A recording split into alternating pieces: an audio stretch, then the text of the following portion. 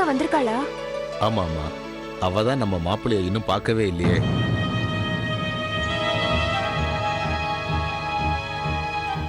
அது சரி, மாப்பிள்ளை எங்க காணோம்?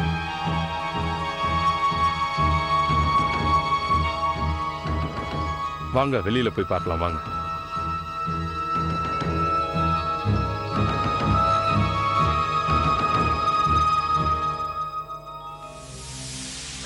இந்த சாஸ்திரிய பாத்தீங்களா? பேசியே எல்லாத்தையும் சமாளிக்கிறார்ல. வெளியில போய் என்ன நடக்குதுன்னு பார்க்கலாம். போய் வேற பார்க்கணுமா? அதுக்கு ஒரு விளக்கம் கொடுப்பாரு. நீங்களும் என்ன கிண்டல் பண்ண ஆரம்பிச்சிட்டீங்களா? வெளியில வந்து பாருங்க, தெரியும். வாங்க வாங்க. விதி யார விட்டுது? வெளியே வந்து பாருன்னு சொன்னீங்க, வெளியே காத்து தான் இருக்கு.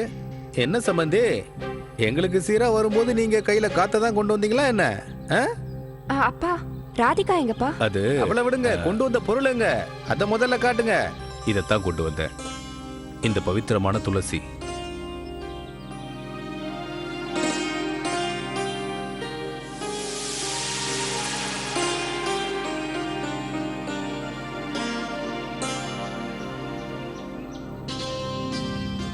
என்ன பொறுத்த வரைக்கும் இந்த உலகத்திலேயே இந்த துளசி தான் ரொம்ப பவித்திரமானது. உங்க பவித்திரமான வீட்ல இருந்து வந்த இந்த துளசி இந்த வீட்டை இன்னும் பவித்திரமாக்கிடுச்சு. பாத்தீங்கல்ல அவரோட சர்ப்ரைஸ். இந்த மாதிரி சர்ப்ரைஸ் இங்க அடிக்கடி நடக்குமே. நான் நீங்க ஏதோ பெருசா கொண்டு வந்திருப்பீங்கன்னு நினைச்சேன். ஆனா நீங்க இவ்வளவு பவித்திரமானவரா இருப்பீங்கன்னு நான் நினைச்சு கூட பார்க்கல. ரொம்ப பவித்திரம் தான்.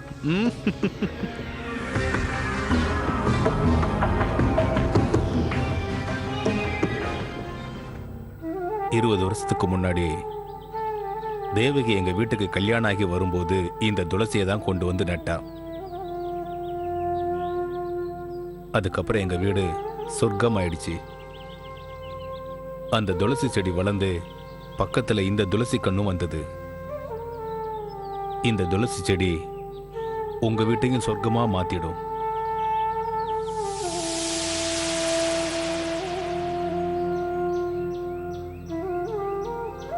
நீங்க சொன்ன விளக்கம் உண்மையிலேயே ரொம்ப நல்லா இருக்கு சாஸ்திரி.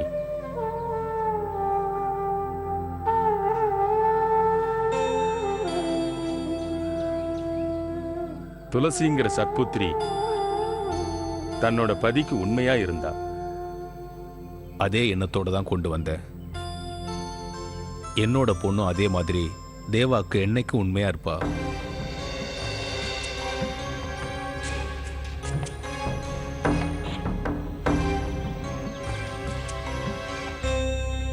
ராதிகா எங்க காணோம்? வந்தா நீங்க? ராதிகா எங்க தானே இருந்தா? துளசியை வச்சு அவ தானே பூஜை பண்ணா.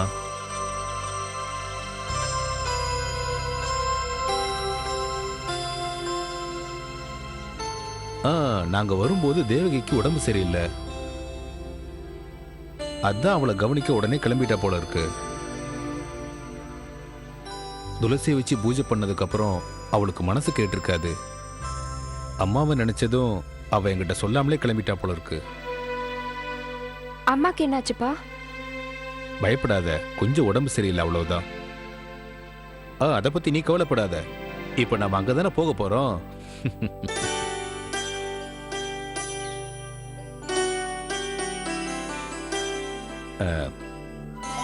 மாப்பிள்ளையை மட்டும் பார்க்கவே முடியல.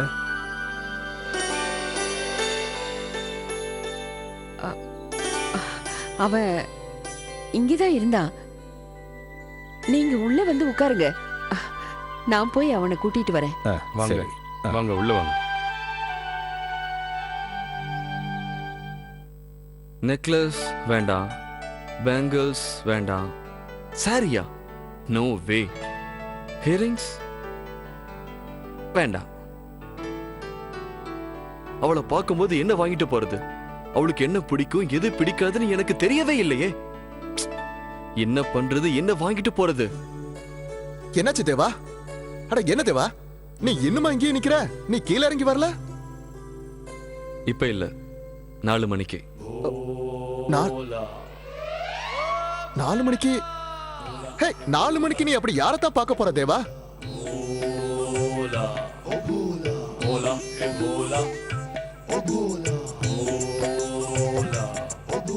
4 மணி 4 மணி ஆன மாதிரி ஆக்கிட்டா போச்சு.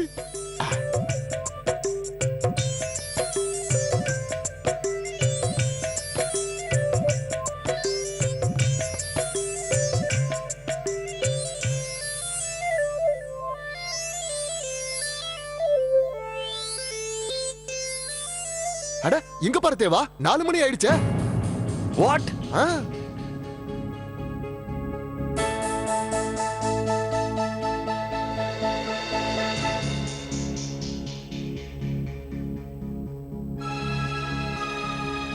வாசு. தேவா உண்மையிலேயே அங்கிள் நீங்க ரொம்ப சம்பிரதாயமா இருக்கீங்க, அதை மறுக்க முடியாது. ஆனா உங்க பொண்ணு தான்.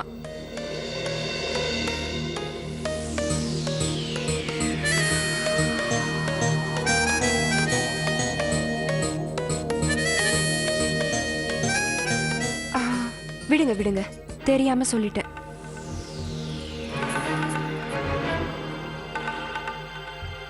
என்ன விஷயம்? என் பொண்ணு ஏதாவது தப்பு பண்ணிட்டாளா? ஏதாவது குறை வச்சிட்டாளா? இல்ல இல்ல, எந்த குறையும் வைக்கல எங்களுக்கு. இன்ஃபேக்ட் அவ முதல் சமையல் அன்னைக்கு நல்ல சாப்பாடு போட்டா. நான் இதுக்கு முன்னாடி மக்கன் பவ் ஹோட்டல் எல்லாம் சாப்பிட்டதே இல்ல. அந்த சான்ஸ் இவளால கிடைச்சது.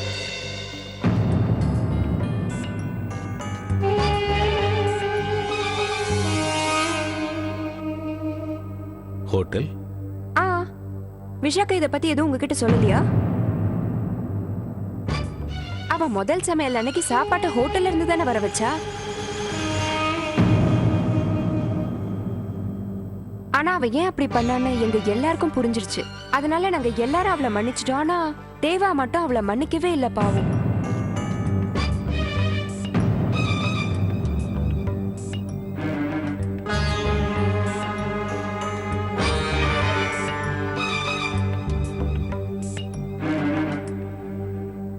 ஏன்க்கா அப்படி சொன்னீங்க?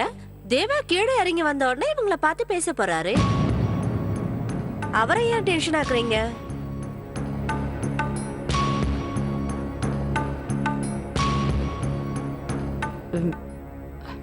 இல்ல இல்ல சேஷாத்ரி, பாவம் அவ. இந்த வீடு புதுசு, நாங்க எல்லாரும் வேற அவளை தனியா விட்டுட்டு வந்துட்டோம். என்ன செய்யறதுன்னு தெரியாம தான் அப்படி பண்ணிட்டா. அதனாலதான் அவ ஹோட்டல்ல வாங்கியிருக்கா.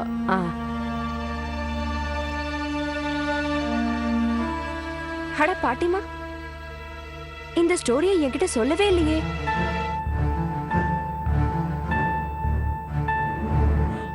அட வா தேவா, வா வா தேவா.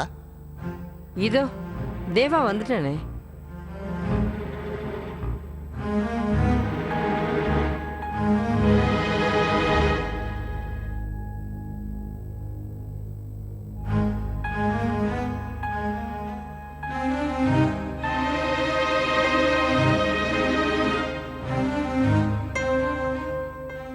இப்பதான் எனக்கு தெரிய வந்தது, விஷாகா முதல் சமையல் அன்னைக்கே ஹோட்டல்ல இருந்து வரவழைச்சிருக்கிறா. பெரிய தப்பு பண்ணிட்டா அவ. என் பொண்ணு கொஞ்சம் துடுக்குத்தனமா செய்வா, ஆனா மனசை பொறுத்த வரைக்கும் அவ ஒரு அப்பாவி. தான் செஞ்சது தப்புன்னு தெரிஞ்சா அவ கண்டிப்பா மன்னிப்பு கேட்பா. அவளுக்காக நான் உங்ககிட்ட கேட்டுக்கிறேன், தயவு செஞ்சு மன்னிச்சிருங்க.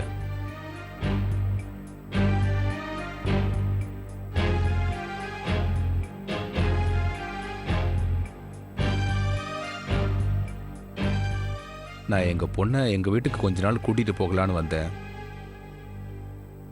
மறுவீடு முடிஞ்சதும் அவளை கூப்பிடுறதுக்காக நீங்களும் வருவீங்கல்ல?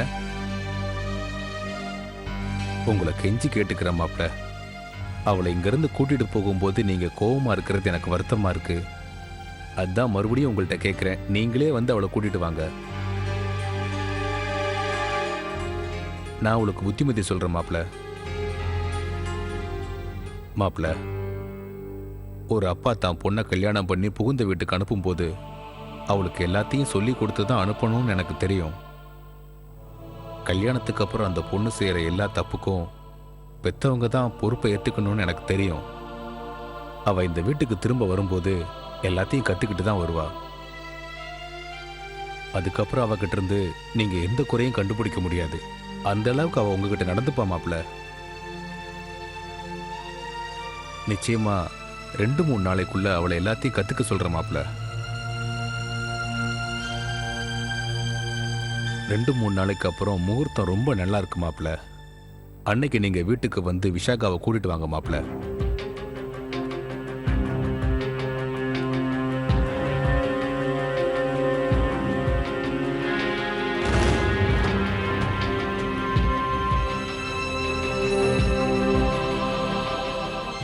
உங்ககிட்ட தான் கேட்குறேன் மாப்ள. விஷாகாவை கூப்பிட நீங்க வீட்டுக்கு வருவீங்கல்ல? இல்ல,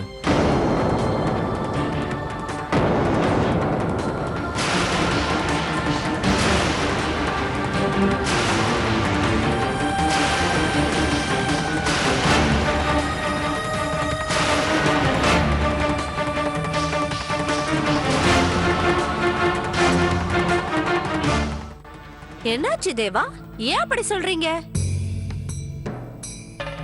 சாப்பாட்டு விஷயத்துக்கா இவ்ளோ கோவம்? அவளுக்கு சமைக்க நாங்க கத்து தரோம், அவ்வளவுதானே. இந்த சின்ன விஷயத்துக்கு போய் பெரியவர்கிட்ட இவ்ளோ கோபப்படலாமா நீங்க?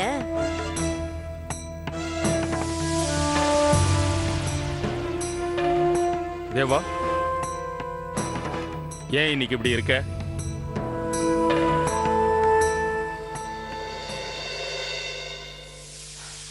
எனக்கு என்னமோ தேவாக்கு போக பிடிக்கல போல இருக்கு. ஏன் எல்லாரும் அவரை ஃபோர்ஸ் பண்றீங்க?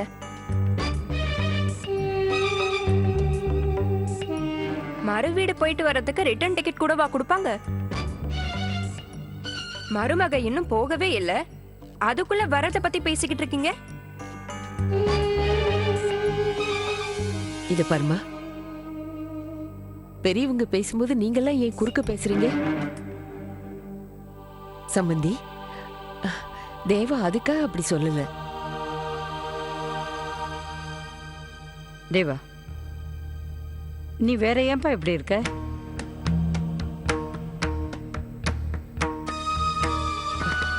அம்மா, உங்களுக்கு தெரியாதா தேவா விஷாக்காவை பிரிஞ்சு இருக்கிறது கஷ்டம்னு? ஆபீஸ்ல இருந்து எல்லாரும் வராங்களா? இவர் வேற பெரிய பொறுப்பை ஒப்படைச்சிருக்காரு. அதனாலதான் பாவம் அவன் கொஞ்சம் டென்ஷனா இருக்கான். அதுவும் 2-3 நாள்னா. இப்பெல்லாம் தேவாவுக்கு விஷாக்கா இல்லாம எந்த வேலையும் பண்ண முடியல.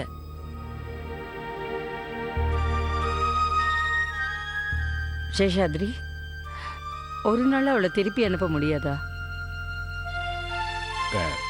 கல்யாணத்துக்கு அப்புறம் முதல் தடவையா பொண்ணு வீட்டுக்கு வர்றா. ஒரு 2 நாளாவது. கேட்டல, அப்படியே மூஞ்சி இப்படி வச்சிட்டு இருக்க. சரி சரி போ, அவளை கூட்டிட்டு போய் கிளம்புறதுக்கு தயார் பண்ண. போமா விஷாகா, அவனை கூட்டிட்டு போய் ரெடி ஆகு.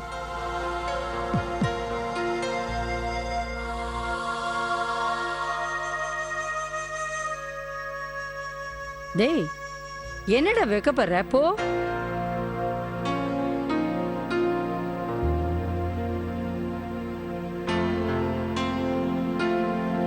போமா விஷாகா, போ.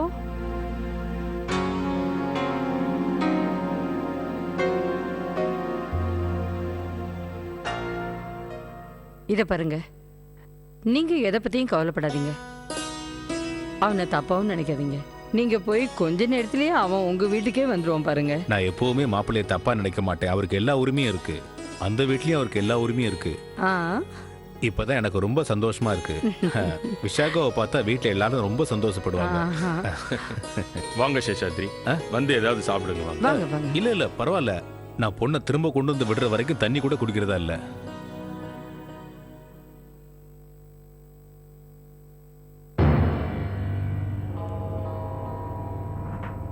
பாத்தியா எப்படியெல்லாம் பேசி சமாளிக்கிறாரு பாத்தியா? இவரை பார்த்தா அவ்வளவு சாதாரண மனுஷன் மாதிரி தெரியல. நாம எதுக்கும் கொஞ்சம் ஜாக்கிரதையா இருக்கணும்னு நினைக்கிறேன். காமிக்கிறேன், நான் யாருன்னு சீக்கிரமா காமிக்கிறேன். ஆனா நினைக்காத அளவுக்கு தேவாவே சீனை கிரியேட் பண்ணியிருக்கா. இதை நினைக்கும் போது எனக்கே ரொம்ப இன்ட்ரெஸ்டிங்கா இருக்கு. பாத்துடுவோமே அதுவும் என்னன்னு. ராதே ராதே ராதே ராதே ராதே ராதே ராதே ராதே. என்னைக்கு அந்த சேஷாத்ரி அனாதையா நின்னவள கோயிலேருந்து இந்த வீட்டுக்குள்ள கூட்டிட்டு வந்தானோ அன்னையிலேருந்து இந்த வீட்டுக்கு ஏதாவது ஒரு பிரச்சனை வந்துகிட்டே இருக்கு. ஆனா சேஷாத்ரிக்கு இதெல்லாம் புரியவே இல்லை. பெத்தவளே போட்டுட்டு போயிட்டா அப்புறம் இவனுக்கு என்ன? அம்மா இந்த பக்கோடாவை சாப்பிட்டு பார்த்து உப்பு சரியா இருக்கான்னு சொல்லுங்க. விஷாக்காவுக்கு ரொம்ப பிடிக்கும்ல. இதெல்லாம் எனக்கு ஒண்ணுமே வேண்டாமா. கொஞ்சம் விஷத்தை கூட அது போதும். விஷாகாவுக்கு பிடிச்ச விஷயத்தை எல்லாம் தான் ஆண்டவன் அவளுக்கு அள்ளி கொடுக்கறானே. அந்த ராதிகா ஏன் அங்க போய் தொலையணும்? அவ்வளோ பெரிய வீட்டை பார்த்தா அப்புறம் மனசு மாறி அங்க எல்லார்கிட்டையும் உண்மையை சொல்லிடுவாளே. அப்புறம் விஷாகாவை ஒரே அடியா நம்ம வீட்டுக்கே அனுப்பிடுவாங்களே அவங்க. அப்படியெல்லாம் சொல்லாதீங்கம்மா.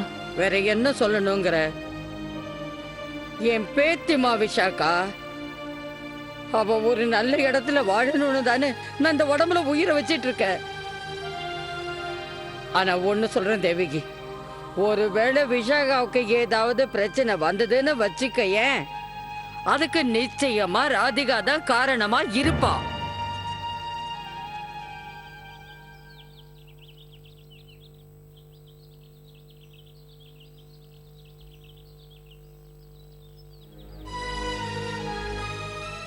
நான் அப்பா கிட்ட சொல்லாம இங்கிருந்து வந்துட்டேன். ஆனா நான் என்ன பண்ண முடியும்? ஒருவேளை நான் அந்த வீட்டுக்குள்ள போயிருந்தேன்னா பிரச்சனை பெருசா இருக்கும். ஆனா சாயங்காலம் நான் அவரை பார்த்தே ஆகணுமே. அப்படி நாங்க போலனா அவர் தன்னைத்தானே. நான் என்ன பண்ணுவேன் கண்ணா? விஷாக்காவை அவரை ஏத்துக்கிட்டு என்ன அவர் மறக்கணும். அதுக்கு நான் ஏதாவது செஞ்சாகணும் கண்ணா.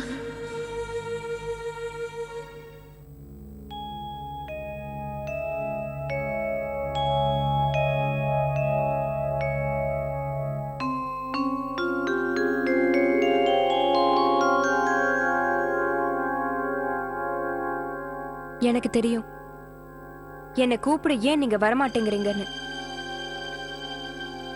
நீங்க வருவீங்கன்ற நம்பிக்கையும் எனக்கு இல்ல. ஏன்னா நீங்க தான் என்ன பொண்டாட்டியாவே ஏத்துக்கலையே. நீங்க விரலால கூட என்ன தொட்டதில்ல. நான் இப்ப எங்க வீட்டுக்கு போறது உங்களுக்கு சந்தோஷம் தானே?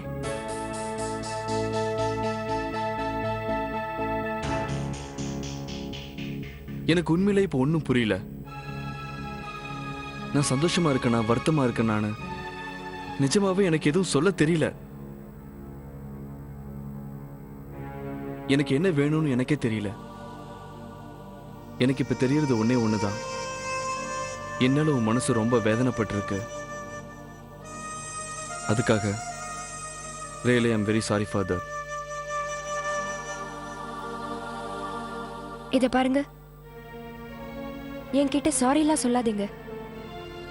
அந்நியமா இருந்தாதான் இந்த மாதிரி சாரிலாம் சொல்லுவாங்க. நான் உங்களோட பொண்டாட்டி. என்னை பொறுத்த வரைக்கும் நீங்க என் நெத்தியில குங்குமம் வச்சு விட்டுருக்கீங்க. அம்மி மிதிச்சு அக்னி வலம் வந்திருக்கோம். நம்மளோட இந்த சொந்தம் 7 ஜென்மமும் தொடர்ற சொந்தம்.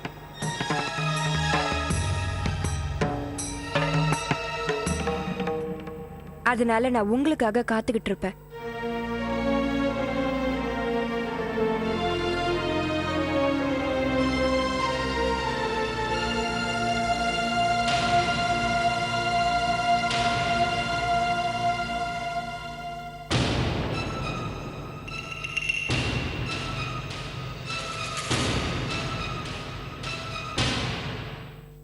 ராதே கிருஷ்ண ராதே கிருஷ்ண ராதே கிருஷ்ண ராதே கிருஷ்ண.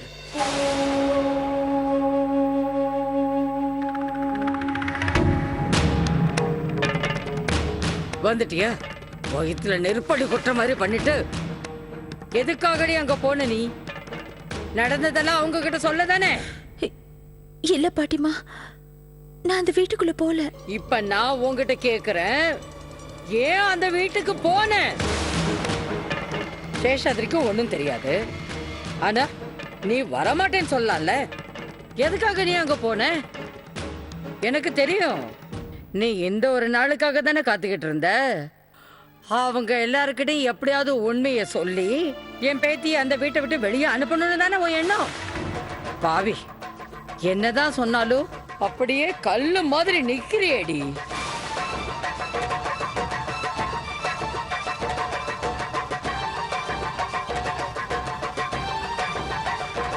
வந்துட்டா இந்த மகாராணி, அரண்மனைக்கு போயிட்டு வந்துட்டா. போய் ஆரத்தி எடுத்துட்டு வா. நான் சொன்னேன்ல, ஒரு நாள், என்னைக்காவது ஒரு நாள் இவ என் பேத்தியோட வாழ்க்கையை நாசமாக்க போறான்னு. ராதே கிருஷ்ண, ராதே கிருஷ்ண. இத பார் தேவகி, எப்பவுமே இவன் மேல ஒரு கண்ணு வச்சுக்கிட்டே இரு. இல்லைன்னா என் பேத்தியோட சந்தோஷமான வாழ்க்கையில பூகம்பத்தையும் உண்டாக்கிடுவான்.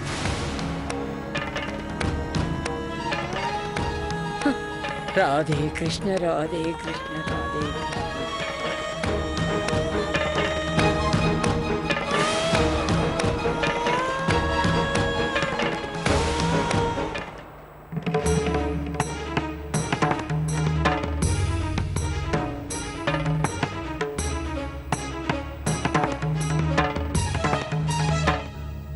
உங்க ரெண்டு பேரோட அன்பை பார்க்கும்போது ரொம்ப சந்தோஷமா இருக்கு. உன்னை கூப்பிட வரமாட்டேன்னு தேவா உங்ககிட்ட சொல்றான். நீங்க வர வரைக்கும் காத்திருப்பேன்னு சின்ன மருமக அவன்கிட்ட சொல்றா. கடவுள் புண்ணியத்துல உங்க ரெண்டு பேரோட அன்பு இதே மாதிரி நீடிக்கணும். விஷாக்கா, சீக்கிரமா ரெடியாகு. உங்க அப்பா உனக்காக ரொம்ப நேரமா காத்திருக்காருல. சரி. நானும் வரேன்.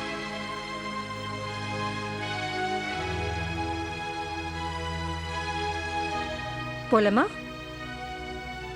இரு, ஒரு நிமிஷம்.